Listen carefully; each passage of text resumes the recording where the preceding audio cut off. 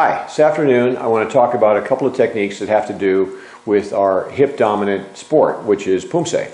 So we chose to do a couple of deadlift techniques today that we have in most of our training protocols, but they're a little bit different than the standard normal deadlifting program.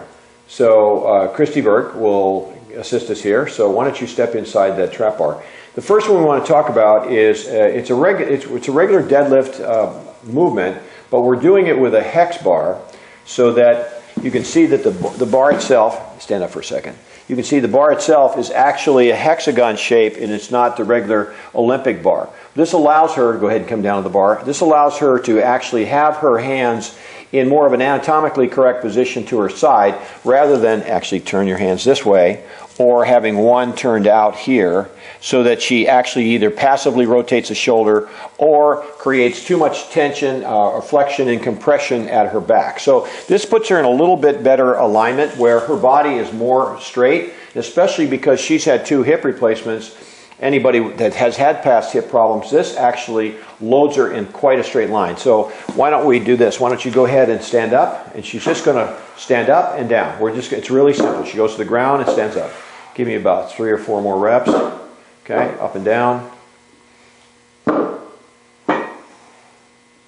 Okay, good enough. You would use the rep loads on this.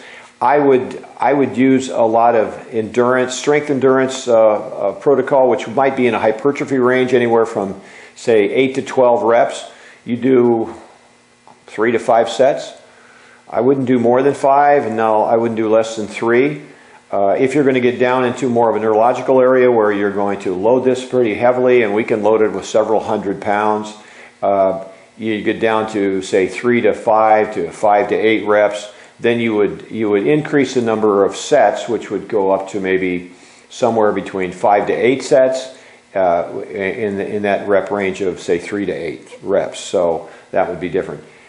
This is, like I said, I believe for our sport and for people who are hip dominant, especially the older athletes, the M1s, M2s, and M3s, where we're talking about bodies that don't want to take that much kind of flexion and compression. This trap bar or hexagon bar is actually a really good solution to being able to load them up heavy, to create some strength in that deadlift movement, and do it without hurting them. That's really good. Now the next one we're going to do is with an Olympic bar, but we're going to take a moment to set that up. Okay, we're back. So we've taken a regular Olympic bar and we've stacked a couple 3 pads that you would use on your floor in a Taekwondo school to give us a little bit of height, and we've used very small weights, only 10-pound weights on the bar to create some resistance. Now the deadlift here is not done in a conventional style. Again, we're going to do it from the knee. So Christy's she's on her knees, and she's got just enough room under the bar right there to pick up. Now what she's going to do is she's going to stop. And when she comes up, she brings her hips forward, pull, and comes up and pushes her hips forward and squeezes her butt real tight and holds it at the top for a count of about 2 seconds. Squeeze and then down.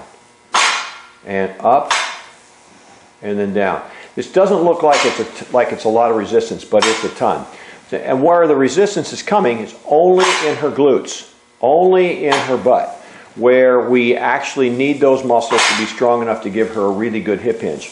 So this is actually an opportunity. You can just stack those 10-pound plates out there. You can actually create quite a bit of resistance. And the fact that she's off her knees offers a shorter lever, so you don't need a lot of weight to get a lot of response. So this is the other type of deadlift we might do from essentially a bilateral position. One, we use the trap bar because of the torque and flexion and compression we can take out of the deadlift, and then we can get very heavy there.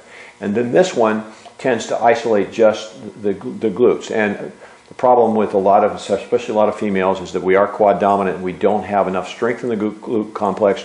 We get too much lumbar curve. It messes with our head forward posture and our whole body alignment. So anyway, these are 2 exercises you might want to give a whirl. Thank you.